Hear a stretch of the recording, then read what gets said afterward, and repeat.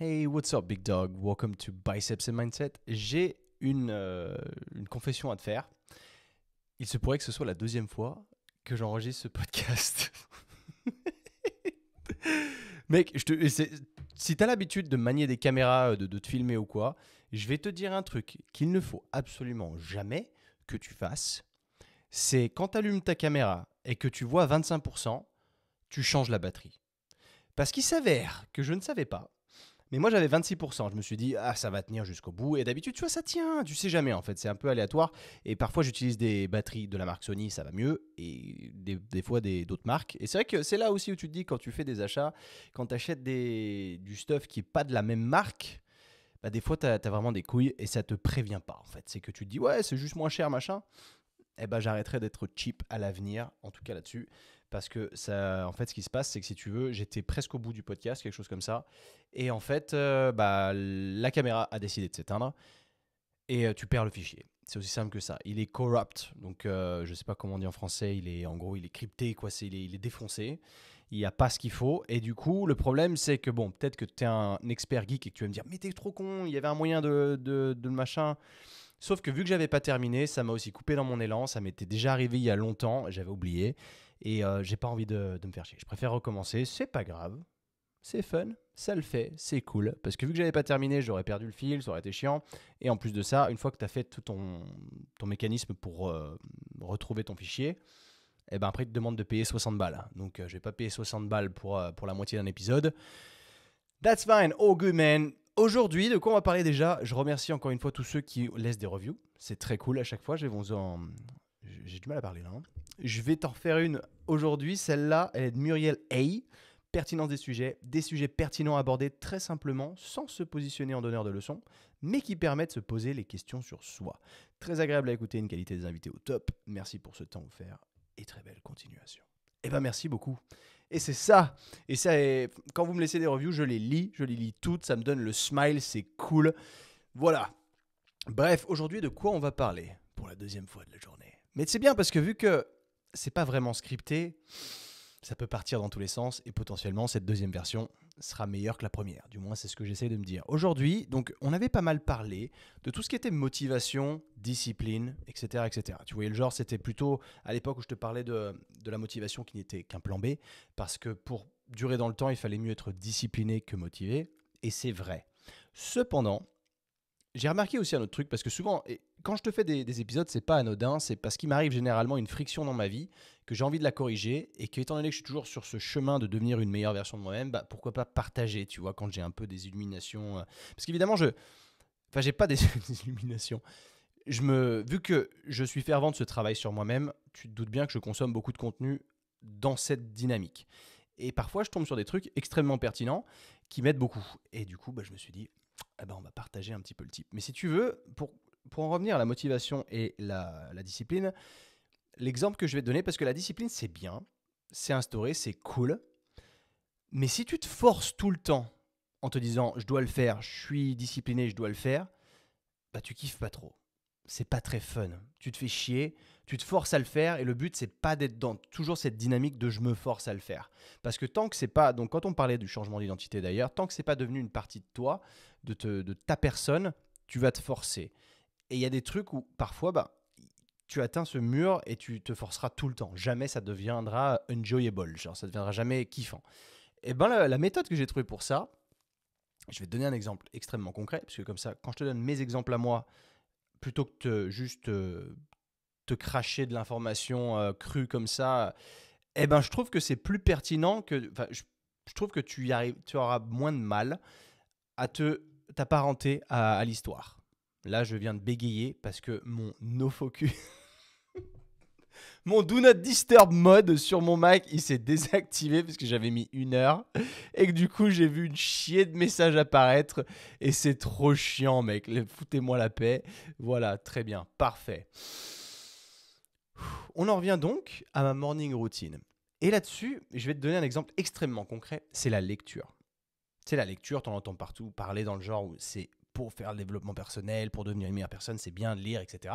Encore une fois, c'est vrai, tu vois, tu apprends plein de trucs dans les bouquins, c'est cool, c'est hyper pertinent. Seulement, moi, c'est pas un truc vers lequel je me dirige comme ça. C'est pas un truc, je vais me dire, ah trop bien, je vais avoir du fun, je vais aller lire. Ça dépend encore une fois du bouquin que tu es en train de lire. Mais parfois, tu lis des livres, tu les commences, ils sont pas extrêmement cool pour toi, du moins, et c'est exactement ce qui est en train de se passer, parce que je suis en train de lire un livre qui s'appelle les 12 lois pour une vie, là, les 12 Rules for Life, de Jordan B. Peterson. J'en avais entendu beaucoup de bien. Cependant, moi, je reste un peu sur ma faim, parce que j'en suis à peu près aux 2 tiers, mais pour être très clair, je trouve qu'il y a trop d'informations pour le message que tu dois en ressortir.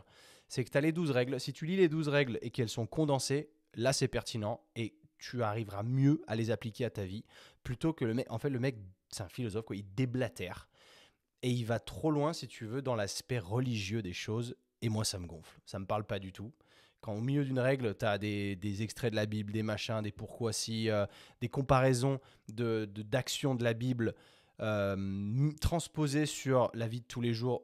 Enfin, pour moi, c'est pas pertinent, j'aime pas, ça me saoule en fait. Et je t'avoue que je suis un peu déçu et j'aurais préféré que ce soit condensé. Enfin, en tout cas, je pense qu'à l'heure d'aujourd'hui, plutôt que de lire ce livre, si je pouvais lire juste un condensé, j'en retiendrais davantage.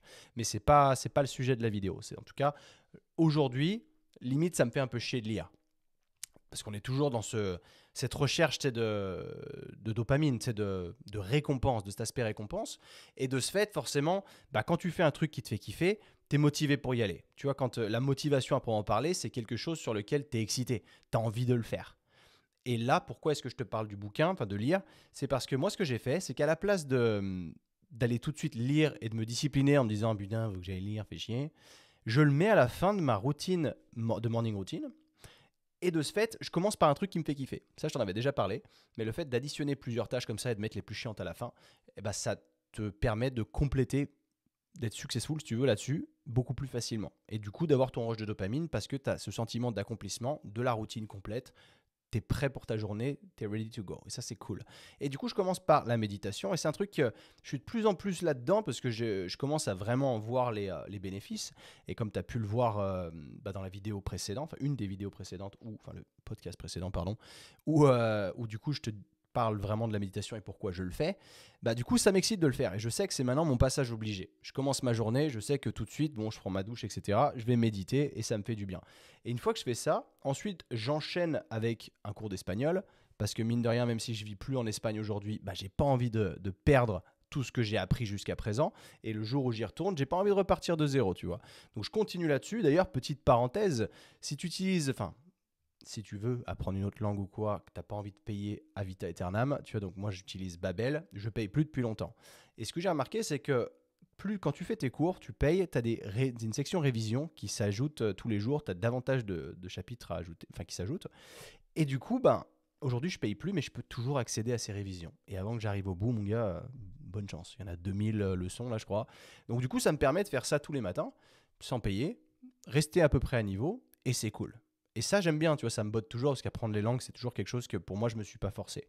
Donc, ça fait partie encore des choses sur lesquelles je suis motivé. Ça n'a même pas besoin, j'ai même pas besoin d'employer le terme discipline là-dessus parce que ça me fait kiffer. Tu vois, méditation et espagnol, si j'avais juste ça à faire dans ma matinée, dans ma morning routine, ce serait extrêmement simple.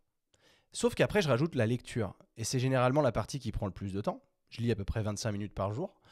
Et c'est pas forcément, si le livre est extrêmement pertinent et intéressant pour moi en tout cas, je vais pas avoir de mal à me mettre dessus. Mais si c'est un livre comme celui que je suis en train de lire en ce moment, ça me saoule un petit peu. Du coup, je me dis merde, comment est-ce que je fais? C'est ça. J'ai pas besoin d'être ni dans la discipline et de me forcer. Il n'y a pas de ni. J'ai pas besoin d'être dans la discipline pour me forcer. Mais au contraire, je reste motivé si tu veux parce que je suis à la quête de mon rush de dopamine. Et je le fais en fait. Et c'est bien parce que la dopamine, si tu veux, c'est la poursuite de la récompense, c'est la poursuite du plaisir.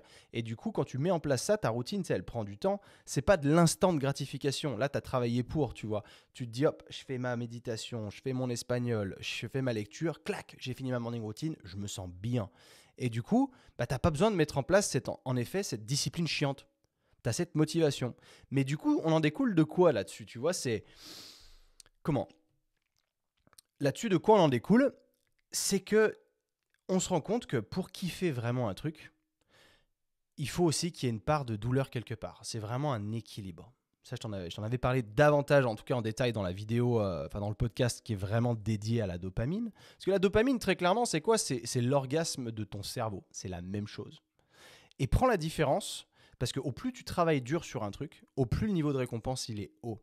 Alors qu'à l'inverse, donc aujourd'hui, comme je te disais, dans la société dans laquelle on est, on a beaucoup d'instants de gratification, de la gratification instantanée, qu'on va chercher vite, vite, vite. Bah, le problème de ça, si tu veux, c'est que s'il n'y a pas cet aspect douleur en face, bah, tu vas aller le chercher tu vas devoir aller chercher enfin, comment t'expliquer ça? Dans le sens où, à chaque fois que tu as un petit rush de dopamine facilement atteignable, bah, quand tu redescends ton niveau d'excitation, entre guillemets, tu descends plus bas à chaque fois. C'est de plus en plus dur d'avoir un rush de dopamine satisfaisant, si tu vois ce que je veux dire. Et c'est ça le problème. Prends l'exemple tout bête. T'es chaud, t'as envie de te vider les bourses. Bref, exemple, je te donne cet exemple parce qu'il est extrêmement facile de comparaison derrière, tu vas voir. Tu t'allumes YouPorn, Pornhub, ce que tu veux. En 30 secondes, tu as une vidéo, en 30 secondes, tu t'es vidé, bon, fini. Alors, sur le moment, tu as eu ton petit kiff de plaisir, mais après, tu te sens pas ouf, quoi. Super. Enfin, je veux dire, c'est pas été un orgasme incroyable. Alors qu'à l'inverse, tu es avec ta partenaire, ton partenaire, quelle que soit la chose dont tu es intéressé par.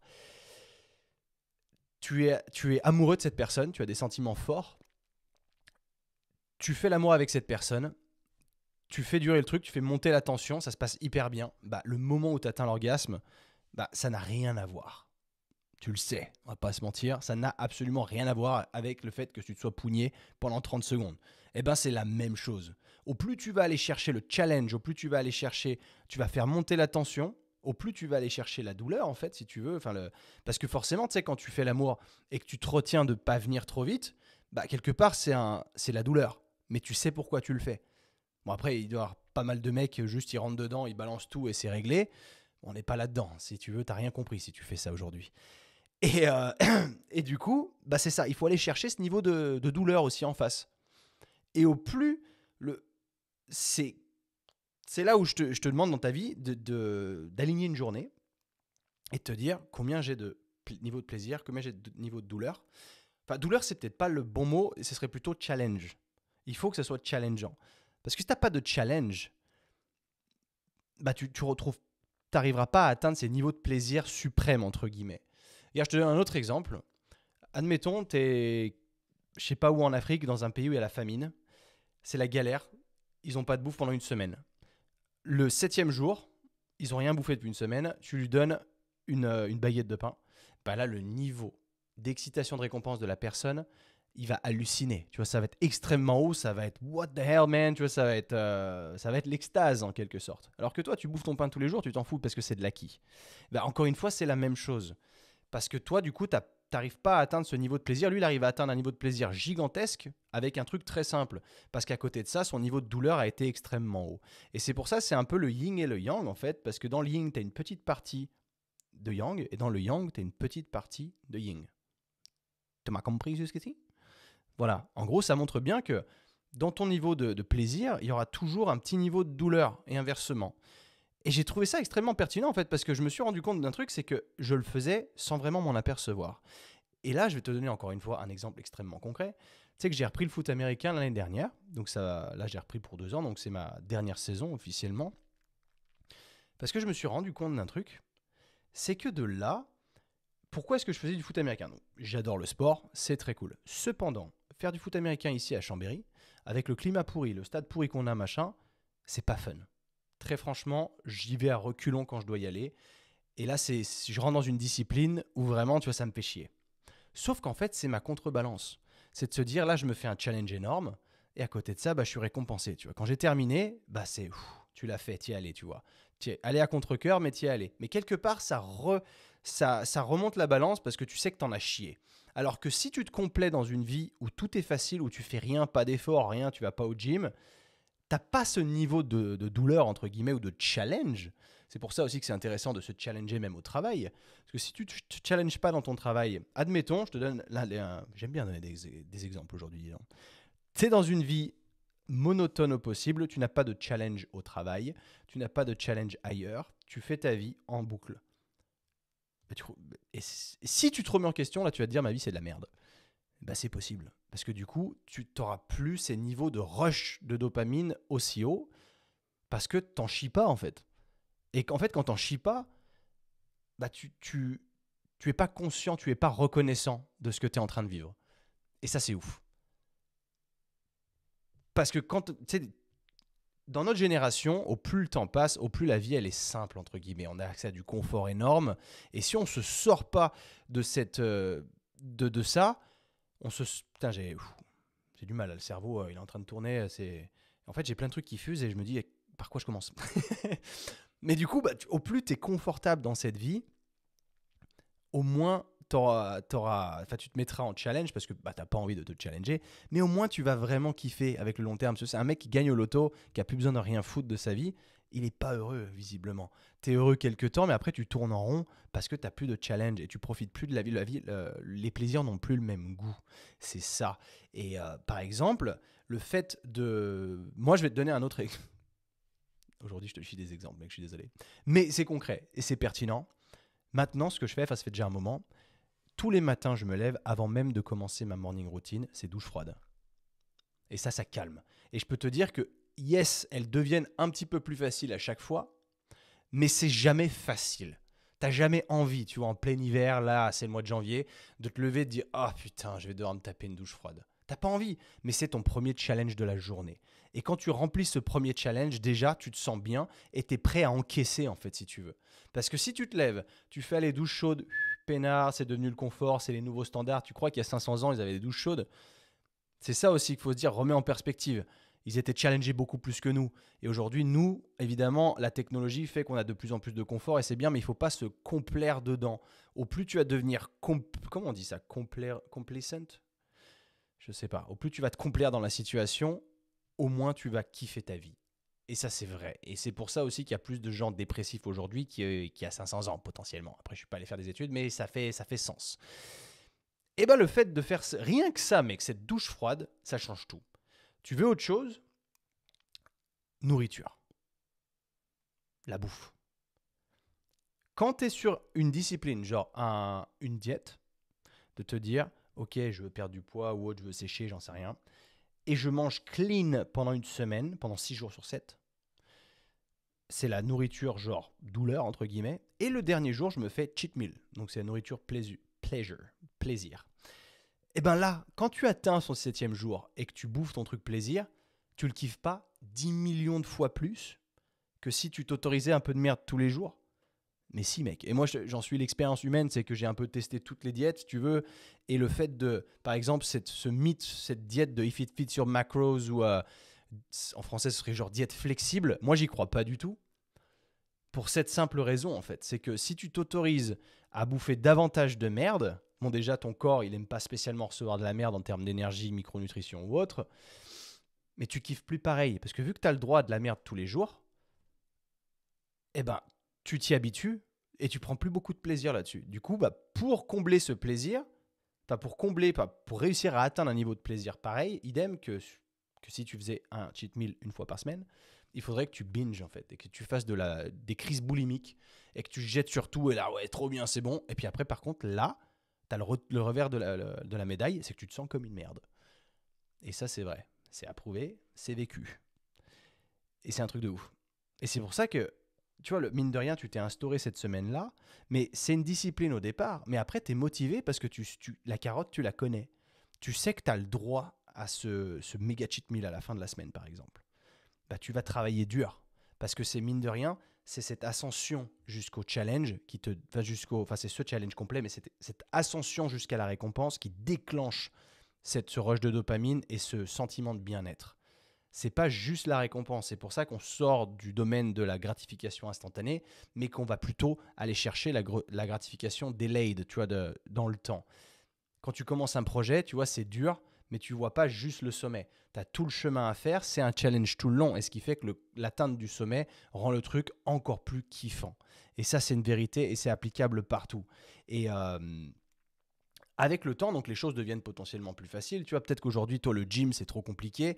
C'est une vraie douleur. Donc, tu t'instaures cette discipline, tu es OK. Et si tu fais ça bien, dans le sens où tu as compris pourquoi tu le faisais, plutôt que de te faire juste un petit objectif court terme, je veux perdre 3 kilos, ben c'est après, ça devient une part de ta personnalité. Tout comme aujourd'hui, où vraiment aller au gym, ça fait partie de qui je suis, ça fait partie de mon identité.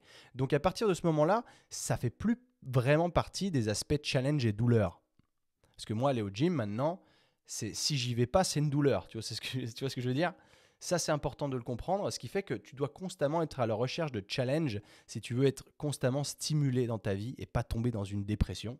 Parce que trop de plaisir sans cet aspect douleur, tu vas finir par ne plus avoir de plaisir en fait et tomber dans une espèce de dépression où tu verras plus que le noir.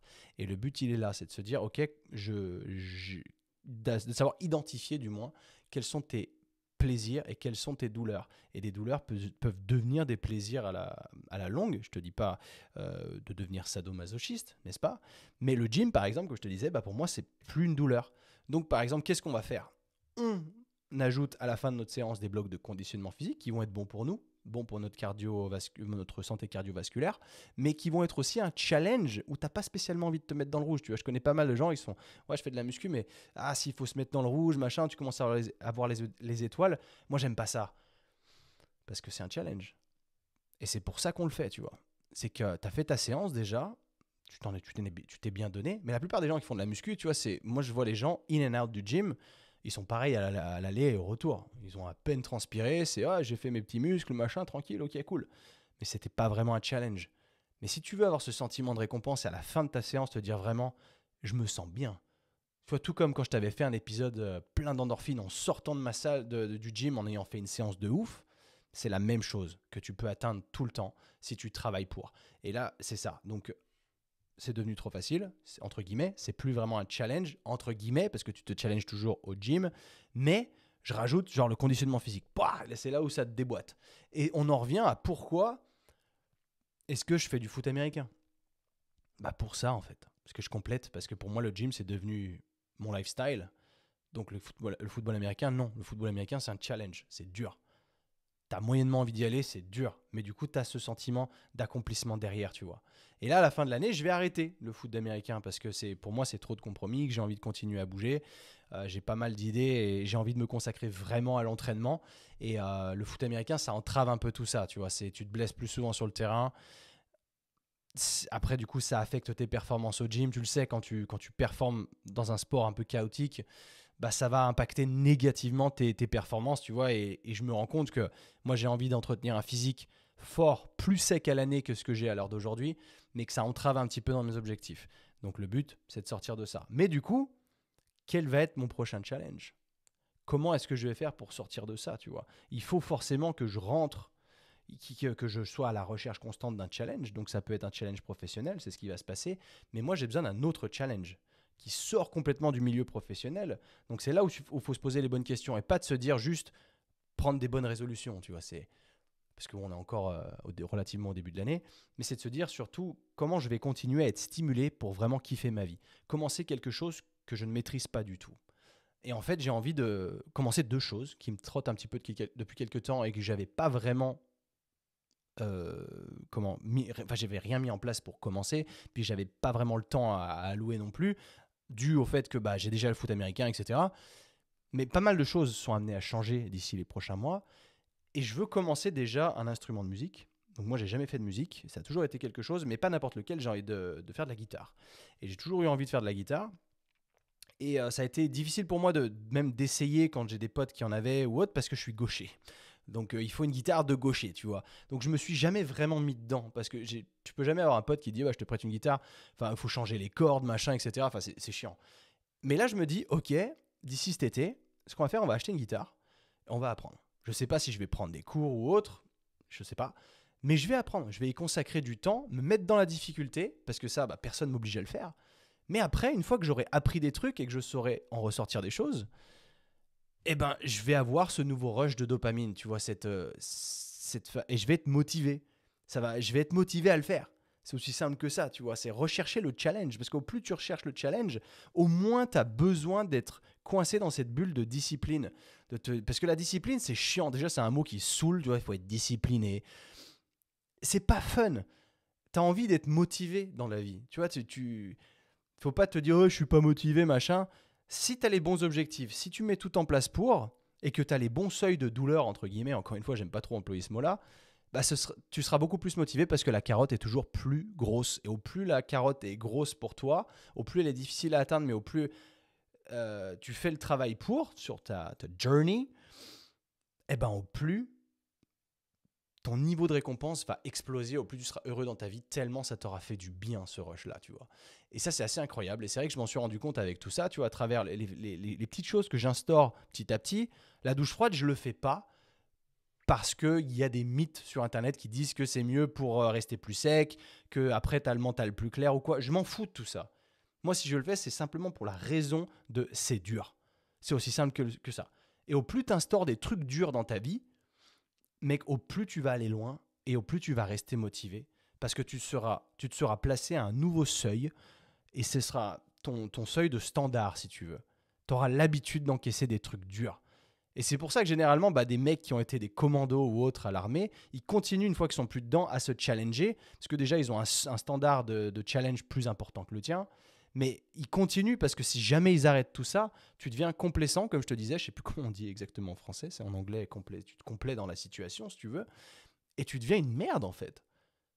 Tu remarqueras que quand tu baignes dans ton confort, mec, mais tu deviens plus rien, tu fais plus rien et tu deviens dépressif parce que tu as l'impression que tu n'avances pas dans ta vie. Et c'est vrai, c'est une réalité.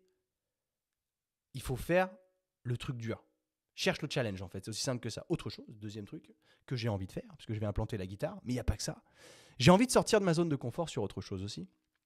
J'ai envie d'apprendre à danser. Ça fait un moment, mais danser, c'est très... J'ai envie d'apprendre à danser des danses latines, donc j'ai envie de faire un peu de salsa et de bachata, figure-toi. Et à l'époque, j'avais mon physio à Valentia qui faisait ça, et je disais, ouais, pourquoi tu fais ça, gros, machin. Et je me suis dit, pourquoi en fait, pourquoi pas? Parce que quand tu es dans la situation où, par exemple, tu es avec une fille, et t'es au resto ou je sais pas, il y a un truc pour danser, elle te dit viens danser avec moi, tu fais ah, moi je danse pas, tu fais le mec, moi je fais pas ça. Mais en fait, t'es un naze. T'es un naze au contraire. Une nana qui voit que tu fais l'effort de danser et qu'en plus, t'as pris des cours potentiellement, mais ça elle le sait pas. Et du coup, elle te voit maîtriser un peu le truc, mais elle tombe in love direct. C'est ah ouais, le mec en fait, il a vraiment pas. Tu sais, c'est ça qui est bien, c'est qu'il a pas de limite.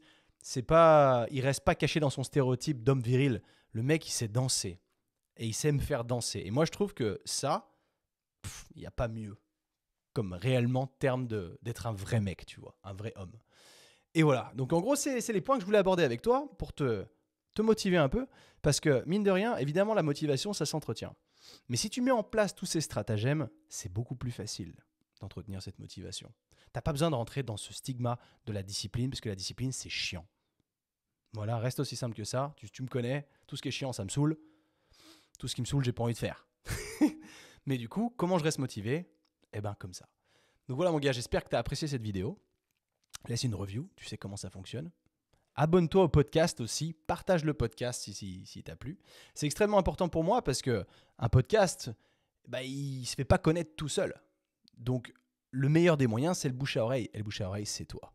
Donc, merci encore infiniment d'avoir regardé, d'avoir écouté. Et on se voit bientôt. Allez, peace!